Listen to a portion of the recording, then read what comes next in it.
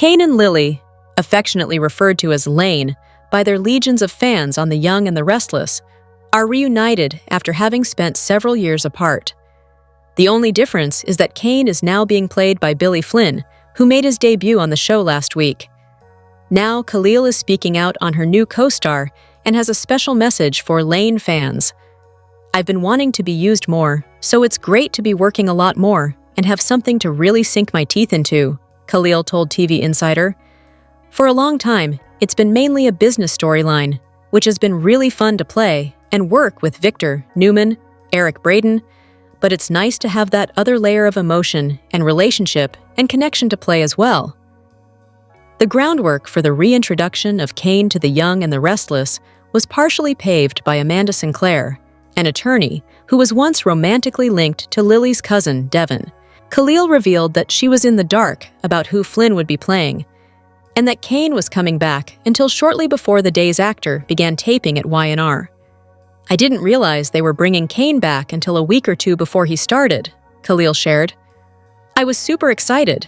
It was such a great character, and it was a shame not to have the character there."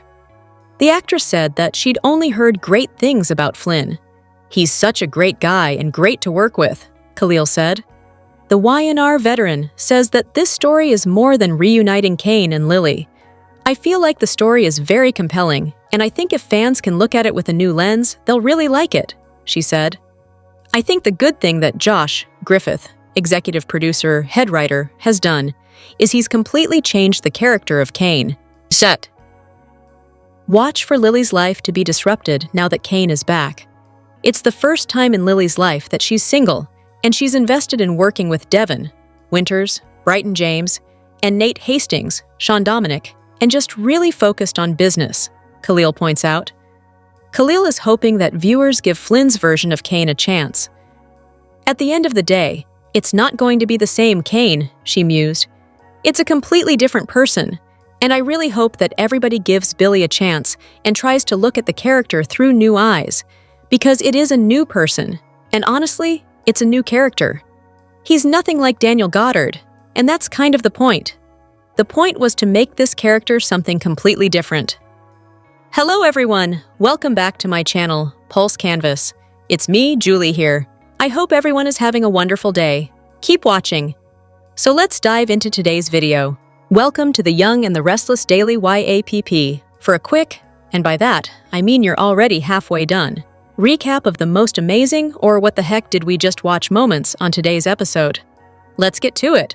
On The Young and the Restless, Victor's got the situation in the French Riviera under control, supposedly. But for a guy who knows everything, he sure has a lot of questions. And now we have questions. Starting with, why are he and Nikki claiming that Catherine would not want Cain running Chancellor? She literally put it in her will that she did, in fact, want Cain running the company. Except at the time, Victor had controlling interest, but at any rate, he made it clear that he didn't want Cain around, and so he ultimately quit. During their conversation, Victor spoke on behalf of the whole city and told Cain that he wouldn't be welcome back in Genoa City, you know, where his kids are from. But he also spoke up for Cain hurting Lily. If Victor's so concerned about her, why not mention to her beforehand that he'd figured out that Aristotle Dumas was Cain? My guess is that he actually didn't know, but I could be wrong. Maybe. But then Victor scolded Cain for pretending once to be dead, a crime that Victor has probably done more than anyone. Not that it was okay for Cain to do it either, but of all the things he could have complained about, that one was probably not his best look. Want more details? We got you! Soap Central has the best full Y&R recaps on the internet. You can even go back over 30 years and read each and every one of them. If you can't wait until the next episode, we have daily spoilers too.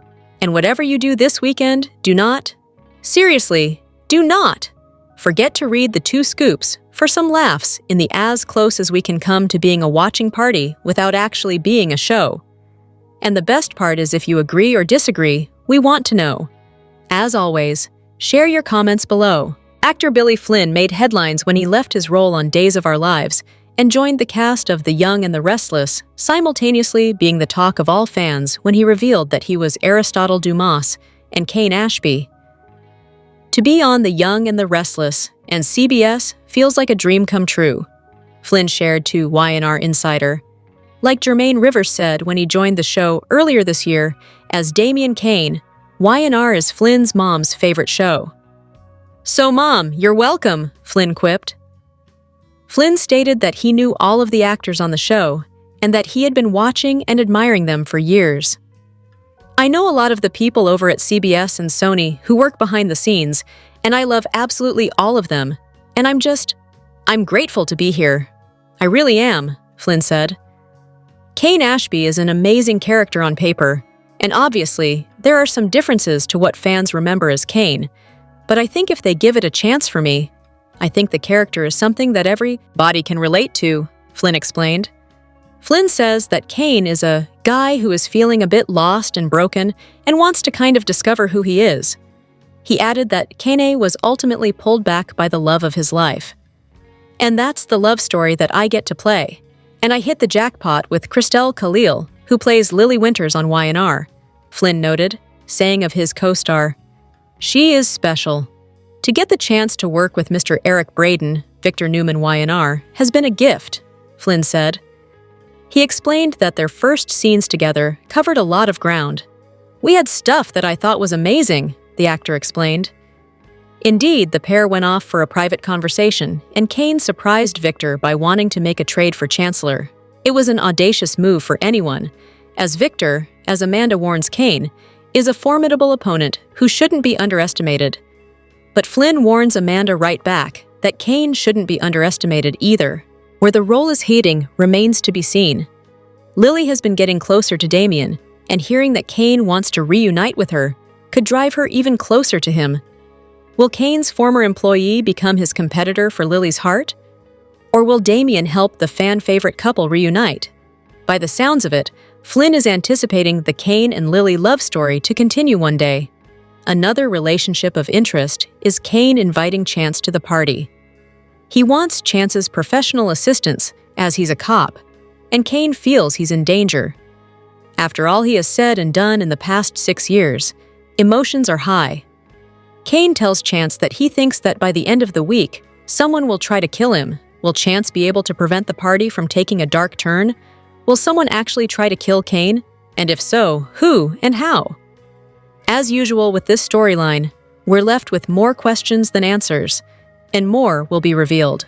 The Young and the Restless, spoilers for Wednesday, June 25th, reveal that despite Cain Ashby's desire for a reunion with Lily Winters, she'll turn to another man instead.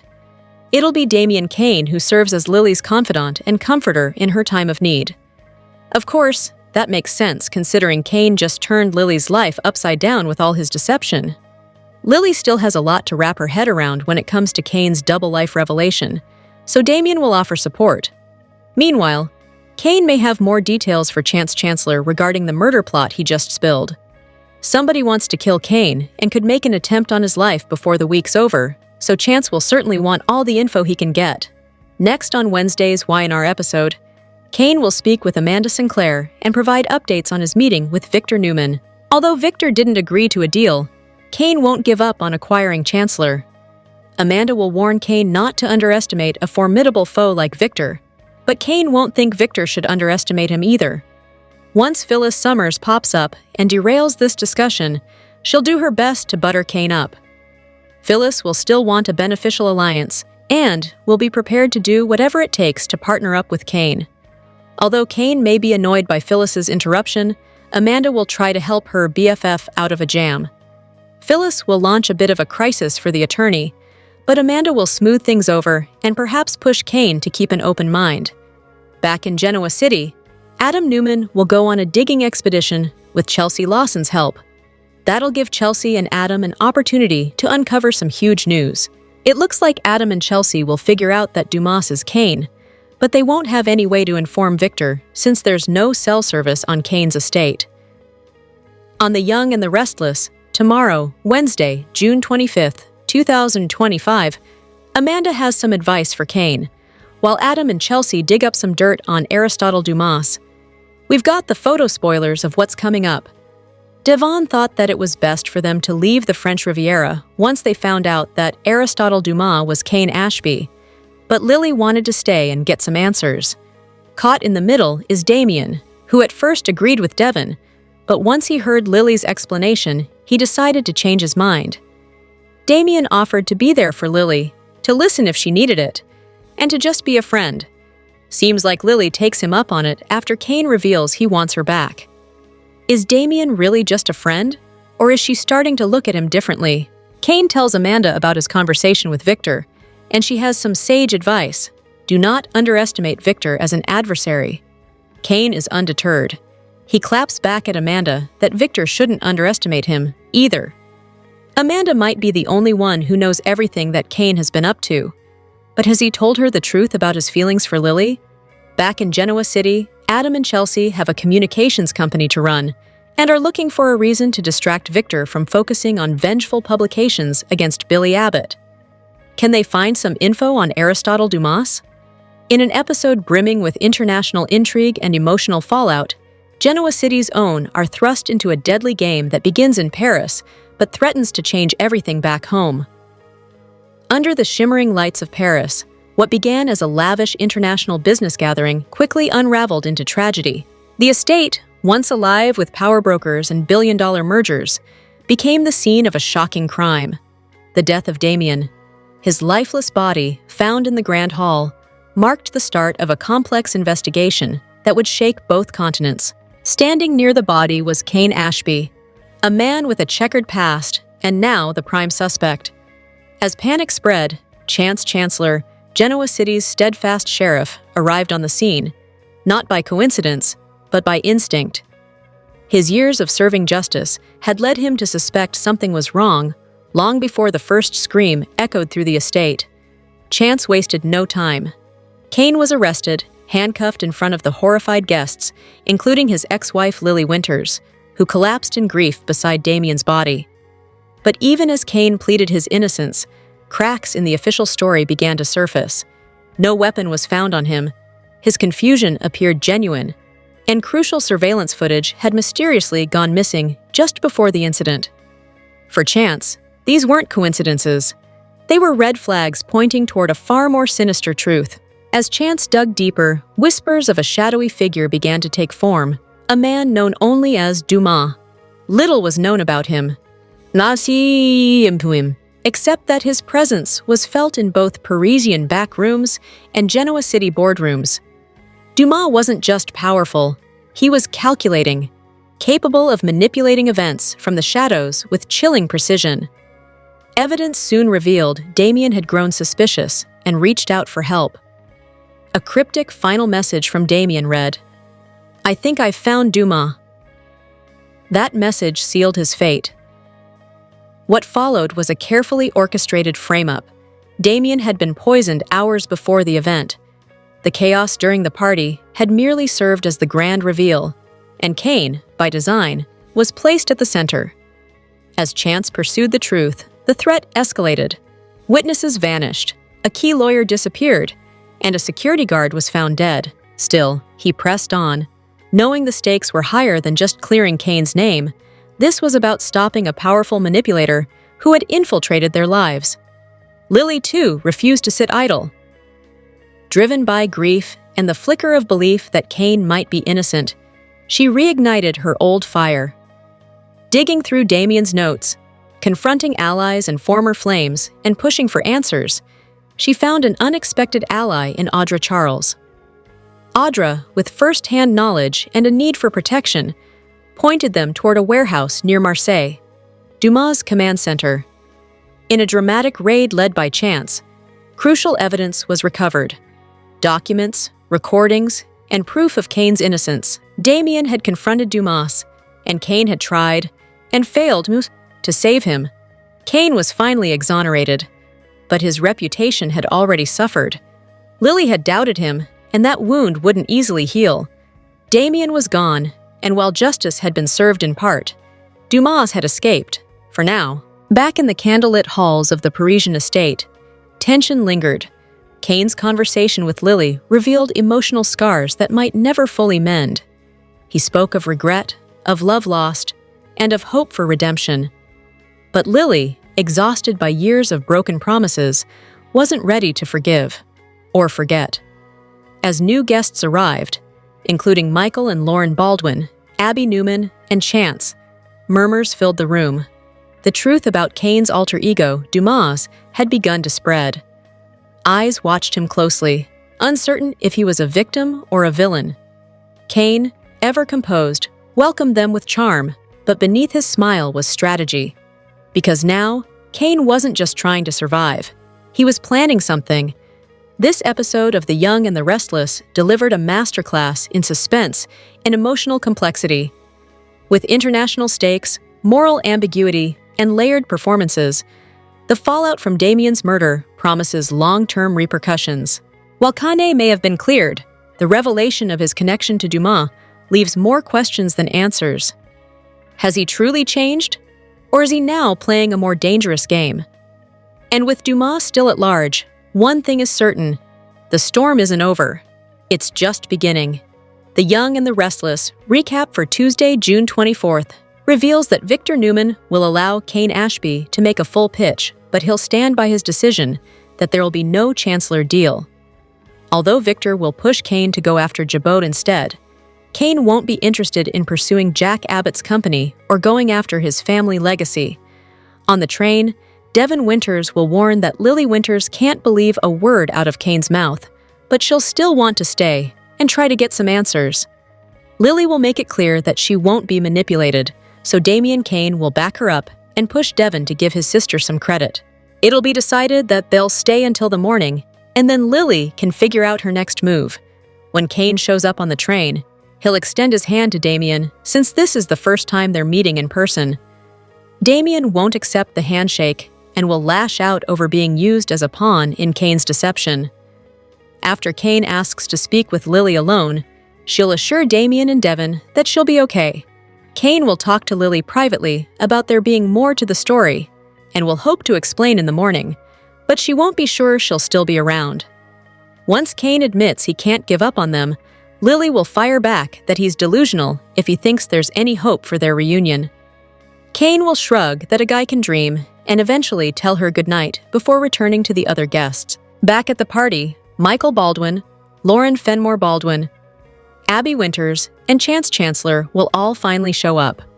Once the four of them get updates on Dumas being Cain, that'll lead to plenty of questions and concerns about his motives for all this. Cain will join everyone later and offer a warm welcome to the late arrivals, but he'll save the details of his plans for later. Even so, Michael will assume he's going to play a role in whatever Cain has in mind. Victor Newman will eventually step away with Nikki Newman and Nick Newman, so he'll tell them Cain is offering his entire arabesque portfolio in exchange for Chancellor. Nick will acknowledge what a great deal that'd be, but Nikki will insist on keeping and running Chancellor, since that's what Catherine Chancellor would want. Victor will be proud of Nikki, since that's exactly the answer he was hoping for. Next on Tuesday's Y&R episode, Jack, Diane Jenkins Abbott, Billy Abbott, and Sally Spectra will speculate about the reason Cain wanted Chance at the bash. Although there'll be some speculation about it being because Chance is a chancellor and was previously tied to his family's company, Billy will also note that Chance is a cop. After Cain pulls Chance away for a private conversation, he'll clarify that he asked Chance there because he's a police detective. Cain will push for Chance's help and reveal that a murder plot is brewing. "'Cause if I'm not mistaken, by the end of the week, I suspect someone is going to try to kill me," Cain will admit. In the latest twist unfolding in The Young and the Restless, Genoa City is on the brink of a storm that could alter its power structure forever. At the center of the chaos stands a familiar name cloaked in mystery, whispers, and suspicion: Neil Winters. Or rather, a man who may now go by Aristotle Dumas. Victor Newman, the patriarch of power and instinct, has made a career out of knowing when something feels off. But for the first time in years, even his razor-sharp senses have led him astray. Believing former schemer Cain Ashby had assumed a new identity as the elusive Dumas, Victor confronted Cain, only to learn that he was merely the messenger, not the mastermind. The revelation sparked a chain reaction. Dumas, it appears, is a force manipulating Chancellor Winters and Newman Enterprises from the shadows. And if Cain's chilling warnings are to be believed, Devin Hamilton is next in line to fall. unless he hands over control of the company. The very idea is unthinkable. Neil Winters, revered father, mentor, and moral compass, was mourned deeply after his tragic death. But when Cain hints that Dumas may in fact be Neil, reborn, hardened, and bent on reshaping the world, shockwaves ripple through the lives of everyone who once loved and respected him. "If it really is Neil," Cain confided, "he's changed. He's cold, strategic, like he's watched the world fall apart and decided it's time to rebuild it his way." Victor, ever the strategist, begins pulling strings to uncover the truth. Investigations into Dumas uncover a disturbing lack of history. No childhood, no past, only a sudden rise 10 years ago.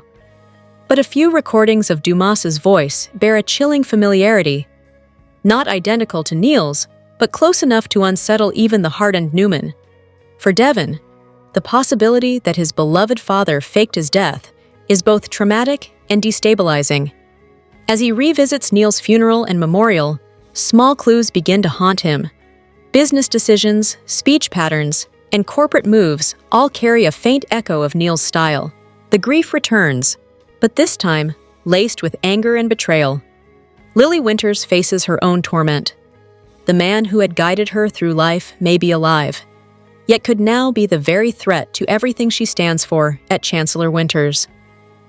Amanda Sinclair, Devon's legal ally, uncovers a decades-old guardianship paper signed by Neil under a false name, tied to a notary who mysteriously died after traveling with Dumas. It's not proof, but it's enough to shake the foundation of everything they thought they knew. In a haunting phone call, Victor finally reaches Dumas. The voice on the line is calm and commanding, telling him, "I was Neil, but Neil died the day the system I believed in failed me." It's a statement that confirms the impossible and ignites a war of ideologies. One man's quest for vengeance disguised as justice. Now, Cain is caught in the middle, burdened by knowledge too dangerous to share. Though no longer suspected of being Dumas himself, he remains the reluctant emissary, acting under orders while trying to protect those he cares about. He knows the truth, but keeps it locked away, fearing what its exposure would do to Devon, Lily, and even Victor. The city speculates, some whisper Neil's name. Others believe Dumas is someone new entirely, but none can deny the growing signs of a man who knows Genoa City inside and out, its history, its weaknesses, its pain. As the tension builds, Devon spirals. In a moment of emotional collapse, he begs a portrait of Neil for answers, screaming into the silence for a reason behind the betrayal. Lily confronts Cain, pleading for the truth, only to be told she'll hear the name when the person who needs to know is ready. Meanwhile, Victor's resources trace Dumas's influence across continents, shell companies, covert acquisitions, silent wars being waged in the world of high finance and legacy empires. The motive remains elusive. Is it vengeance? Is it justice? Or has a grieving man truly been transformed into something far more dangerous? In a powerful closing scene, Cain stands alone in Chancellor Park, clutching an old photo of himself, Lily, and Neil, smiling under a past now shattered by doubt. Whispering to the sky, he says, "If you're really out there, don't wait too long. They deserve to know." Whether Neil Winters truly lives behind the name Aristotle Dumas, or whether this is the masterwork of an unseen genius, one truth is undeniable. Genoa City has been shaken to its core. The past has returned, but not as a memory. It walks among them, cloaked in mystery, wielding power, and daring the city to uncover the truth. In the latest twist from The Young and the Restless, fans are bracing for a dramatic turn that may mark the end of a long-standing character. The picturesque French setting, complete with a haunting chateau and psychological mind games, becomes the backdrop for a devastating revelation. Chancellor may be the next to fall in this unfolding murder mystery. And as The Young and the Restless dives deeper into its suspense-filled France storyline, the stakes have never been higher. Phyllis Summers and Sharon Newman are set to uncover a horrifying truth during their visit to Aristotle Dumas' high-tech French estate. This eerie location, complete with a disorienting maze and cutting-edge surveillance, serves not only as a trap for the character's emotions, but also as the scene of a potential tragedy. The haunting flashbacks Phyllis experiences from her past with Martin Laurent already have viewers on edge. Sharon's presence as a supportive ally only intensifies the emotional atmosphere, but nothing prepares them, or the audience, for what comes next. The shocking discovery of Chancellor's body. Chancellor, portrayed by Connor Floyd, has been a central figure in Genoa City's law enforcement and moral backbone. However, recent storylines have seen a decline in his screen time and romantic arcs, leading fans to speculate about his future on the show. These suspicions were seemingly confirmed with the news that Floyd has now taken on the role of Chad DiMera on Days of Our Lives, replacing Billy Flynn. Rather than a quiet exit, the writers appear to have opted for a dramatic farewell, one fitting for a legacy character. Chance's demise in a murder mystery not only provides closure to his arc, but also elevates the tension of the France storyline, bringing both emotional weight and narrative shock. With Chance's death looming, the question arises, who could be responsible?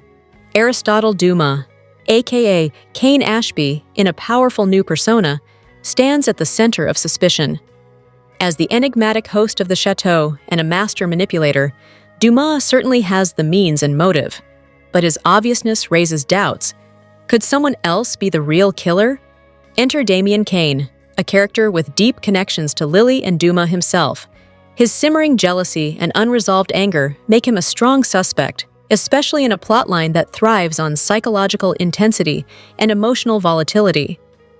Regardless of who is ultimately to blame, Chance's death promises to unleash a wave of consequences, from police investigations and emotional meltdowns to possibly even more violence. The choice to have Phyllis and Sharon discover Chance's body is no accident. Both women carry emotional scars from past traumas, especially involving Martin Laurent. Their shared history and connection to Chance add profound emotional depth to the moment of discovery, turning it into more than just a plot device. It becomes a powerful scene layered with pain, remembrance, and emotional reckoning. Expect scenes of raw reaction, screams echoing through the chateau, haunting flashbacks, and the kind of disbelief that only daytime drama can deliver so poignantly. Chancellor's potential death marks not just the end of an era for a beloved character, but also a turning point in The Young and the Restless. The storyline's blend of mystery, emotion, and character-driven drama is a perfect storm for soap opera fans who crave high-stakes storytelling with heart. As Genoa City reels from this bombshell, viewers are left wondering, who will be next, and how deep does the conspiracy go?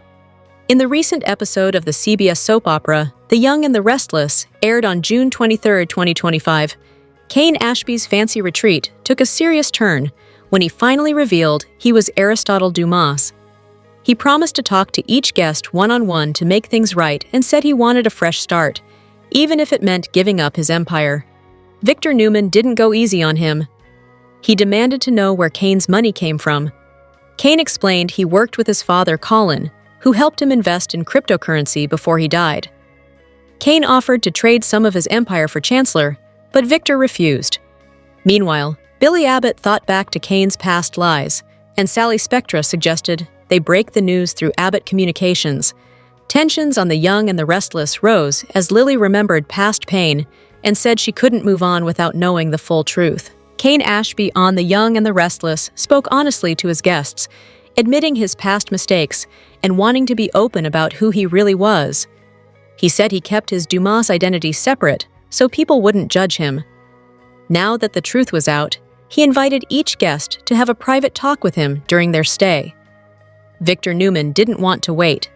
He immediately pulled Cain aside and demanded answers about his money and real motives. Cain explained that his wealth came from working with his sick father, Colin Atkinson, over the past 6 years. Colin had sold land, and they invested in cryptocurrency together, which led to Cain's success. Even though Cain offered to sell part of his empire in exchange for Chancellor, Victor firmly said no. While Cain's truth surprised many, Phyllis Summers stayed focused on her original plan. She told Nick Newman she had no problem with Cain and didn't want to get involved in the drama. Billy Abbott was still trying to process that Dumas was really Cain. He remembered a call where he didn't recognize the voice and wondered if Jill knew the truth all along. Billy also thought about how Cain once pretended to be his half-brother, which still bothered him. Sally, Jack, and Diane talked about how the reveal might affect business. Later, Sally suggested to Billy that they go home and break the story through Abbott Communications. But Billy wanted to stay and find out what else Cain was hiding.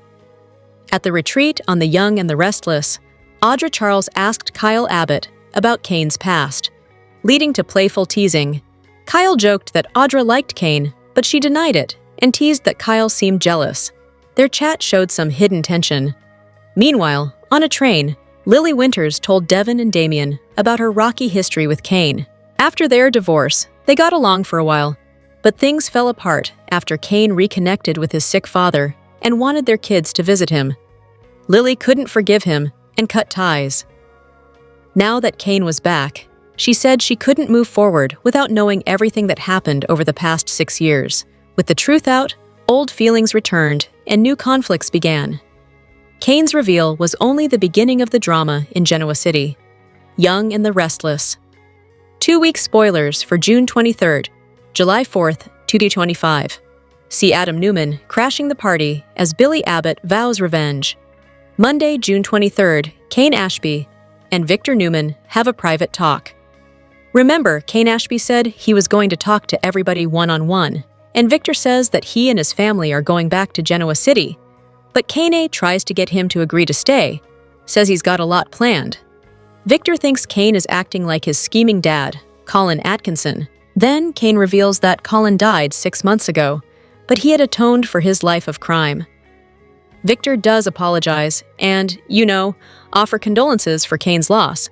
But Victor still suspects Cain's company was set up with Colin's dirty criminal money. Cain says it wasn't, and said Colin found out he was dying 6 years ago. Cain says Colin cleaned up his act, gave back what he stole, and he and Colin sold his land in Australia, which apparently was a good bit. They invested all that money in crypto and made a killing. So Cain actually offers Victor all of Dumas's holdings if he will let him take over control of Chancellor. But Victor says, no way is that going to happen. At the same time, Jack Abbott and Nikki Newman are debating if Victor should be worried about Cain. And of course, Jack knows him well and says he does not think anybody should underestimate Cain. Nick Newman doesn't really know much about Cain. They never had a lot of overlap. He's not really invested in any of this, except for being worried about his mom, Nikki, if Cain is indeed after Chancellor, which of course he is. Billy gives Sally Spectra a little history lesson on Cain and their intertwined past. If you remember, Cain conned Jill Abbott into believing he was her son and pretended to be Billy's half-brother. Jack disagrees when Billy tries to tell her that Jill and Catherine Chancellor used to pit him against Cain. It's clear that Jack doesn't remember it that way at all. Cain tells the group that his charade of pretending to be Dumas just got tiring, and he's going back to GC as Cain Ashby. No more Aristotle stuff. And he says the party is a big thank you for all of them, for everything he learned from them over the years to me. That sounds like a big fat lie. This all seems like an elaborate Agatha Christie trap. Devin Hamilton is irritated, and Lily Winters runs off as Cain insists he only used the Dumas name on the invitations because he didn't think anybody would come if he put Cain Ashby on them. Probably accurate. Phyllis Summers is fussing to Amanda Sinclair, who tells Red that she really respects Cain, and Amanda insists that he is legit and Cain's a successful mogul. But Amanda also refuses to tell Phyllis exactly what Cain's plans are. Phyllis does say she admires how Cain has reinvented himself when she's talking to Nick at the party. Audra Charles tells Kyle Abbott she thinks Cain is hot, and Cain tells her that Cain's family are all criminals, which only intrigues Audra more. Billy and Sally are wondering if Cain wants Chancellor, but Jack tells them he thinks there's more to it than that. Billy and Jack also wonder if Jill knows what her precious Cain has been up to. Billy thinks Catherine's will is part of this mess because she always wanted Cain to run Chancellor. Sally's done. She tells Billy, "Let's just go home. Let's launch AbbottCom with this Dumas reveal story." But Billy wants to say and see if there's anything else that they can find out, anything they need to know. Plus, Lily rants to Damian Cain and says she shunned Cain because he forgave his thieving father, Colin. If you remember, Colin stole Devon's inheritance a while back. Amanda was part of that acting as a lawyer, but it didn't seem like she was, an actual conspirator. And Damian and Devon also want to go home, but Lily won't until she finds out everything that she can. Then on Tuesday, Michael Baldwin and Lauren Fenmore show up late to the party, and she asks what they missed, and they get filled in. Chancellor is also there. He arrives around the same time as Michael, Lauren, and Abby Newman do. Jack and Nikki are picking each other's brains. Obviously, it's about Cain versus Victor. Abby has an awkward run-in with Chance. And of course, the big question is, he's not a big businessman. He's a cop. Why was he invited? Is it about Chancellor Industries and him being the real grandchild of Jill? So, next week, Cain has a conversation with Jack and Diane Jenkins. And remember, he's doing all these individual chats with everybody, and Victor presses on Cain to get him to spill the beans on his plan. And Cain tells him some, but I'm sure not all. Wednesday, June 25th. Damian is there to comfort Lily as she's irritated with Cain. Chelsea Lawson Newman and Adam are digging around for some info, and I suspect it's about Dumas. And Adam hits pay dirt. Plus, Amanda gives Phyllis an assist for her to get some alone time with Cain to pitch herself. And Amanda reminds Cain on Wednesday to not underestimate Victor and says he won't, but also says Victor keeps underestimating him. Underestimate is the word for the week. There's a whole lot of that word being used. Phyllis interrupts Amanda talking to Cain and says she would never underestimate him on Young and the Restless. On Thursday, June 26th, Holden Novak saves Claire Grace Newman from some sort of situation. She's telling Holden it's her good fortune to run into him. Holden's telling Claire that he's the lucky one. It's a very strange and flirty vibe, so the question is what went on with her that she's in this frame of mind to be talking to him like that. Probably doesn't help that she needs somebody there for her, and Kyle is in France. Speaking of, Audra gets Kyle all worked up, and Billy and Sally are plotting against Cain by the end of the week, and this may be about Chancellor. Maybe Billy doesn't want Cain or Victor, either one to have it. I could see that. Friday, June 27th, Lily gets bold with Damian. Looks like we might be getting some real romance between these two. I mean, Damian's been into Lily for a while, and she's furious at Cain. So Damian might be who she turns to for some stress relief. Phyllis and Sharon Newman get a horrible reminder of their recent trauma.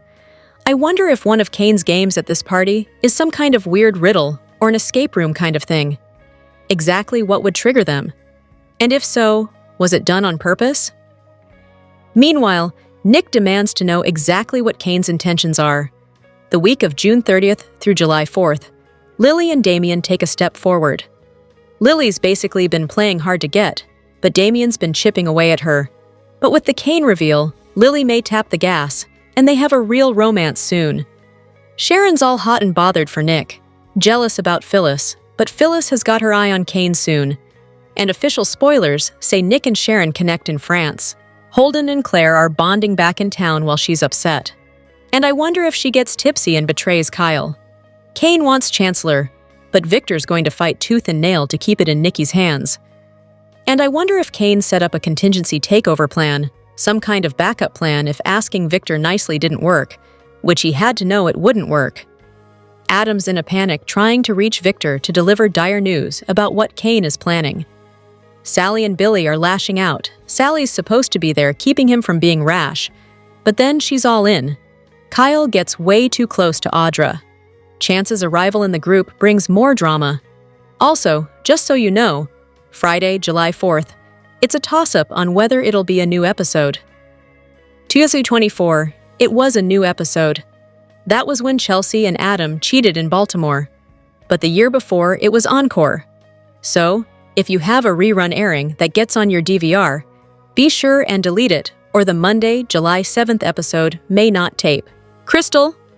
Khalil teased that Cain and Lily's relationship will be different this time around. Aristotle Dumas is finally here. Cain Ashby unveiled himself as the reclusive billionaire on The Young and the Restless. He had everyone coming, including his ex-wife Lily. However, this storyline could allow the characters to start anew.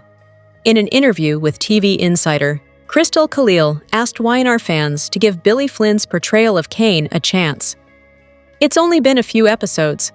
Flynn made his debut on the Thursday, June 19th episode. Khalil doesn't want fans to expect the old Cain to come back. He's new and improved without his signature Aussie accent. At the end of the day, it's not going to be the same Cain. It's a completely different person, and I really hope that everybody gives Billy a chance and tries to look at the character through new eyes, because it is a new person, and honestly, it's a new character, Khalil shared. The goal was not to make Cain like Daniel Goddard's portrayal. It's as if the character underwent a personality adjustment. The point was to make this character something completely different, and hopefully, people give it a chance and look at it like a new relationship rather than like an old one coming back, she added. Khalil talked about the new dynamic between Lily and Cain, which will allow them to move forward in a new way. I feel like the story is very compelling, and I think if fans can look at it with a new lens, they'll really like it.